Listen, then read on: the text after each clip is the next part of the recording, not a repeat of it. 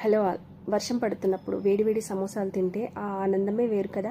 అందుకే ఈరోజు నేను చేసిన చికెన్ సమోసా రెసిపీతో పాటు ఇంతమందికి తెలియని ఒక ఆసక్తికరమైన విషయం కూడా చెప్పబోతున్నాను. ముందుగా సమోసా రెడీ చేసుకుందాం.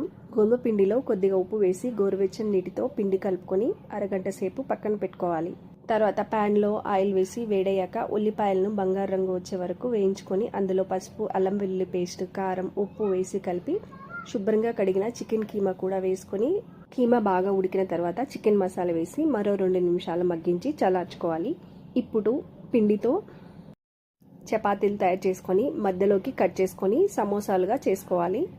ఇలా తయారు చేసుకున్న సమోసాలను మీడియం ఫ్లేమ్ మీద నెమ్మదిగా వేయించుకుంటే క్రిస్పీగా టేస్టీగా ఉండే చికెన్ సమోసాలు రెడీ అవుతాయి. అయితే ఇక్కడ ఒక ఆసక్తికరమైన విషయం తెలుసుకుందాం. మనం వంట చేస్తుంటే కొన్నిసార్లు పాలు పొంగిపోతుంటాయి, కొన్నిసార్లు నీళ్లు ఒలికిపోతుంటాయి, గ్లాసులు, వాటర్ బాటిల్స్ చేతి నుంచి జారి నీళ్లు కింద పడిపోతుంటాయి. ఇలా తరచుగా జరుగుతుంటే దానికి ఏదైనా అర్థం ఉందా అని చాలా మందికి ఒక సందేహం.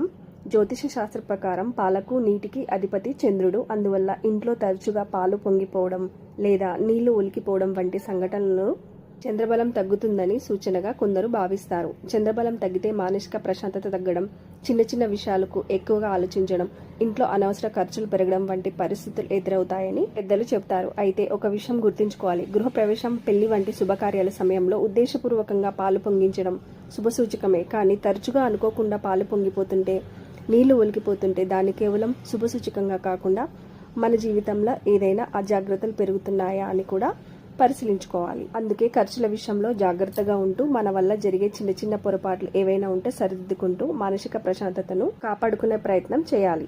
ఇక బయట వర్షం పడుతుంటే చేతిలో వేడివేడి చికెన్ కీమా సమోసా, పక్కన ఉల్లిపాయ ముక్క ఇలా తింటూ నేచర్ ని ఎంజాయ్ చేస్తూ ఆ హ్యాపీనెస్ మాత్రం నిజంగా వర్ణించలేనిది. సమోసాలు ఇలా వచ్చాయని అనుకోకండి. నేను ఫస్ట్ టైం ట్రై చేశాను, అందుకే ఇలా వచ్చాయి.